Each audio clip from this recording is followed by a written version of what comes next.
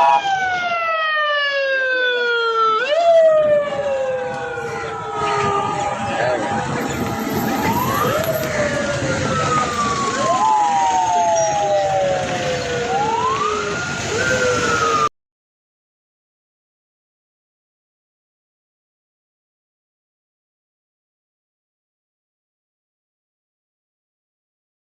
वालेकुम।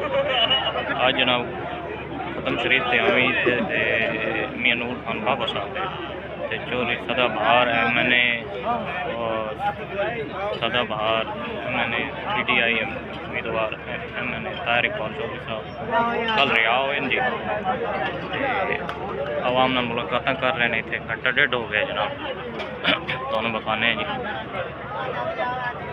कितने ताहिर साहब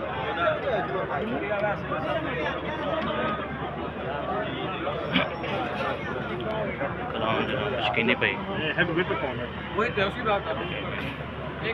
सलमान खान बाबा साहब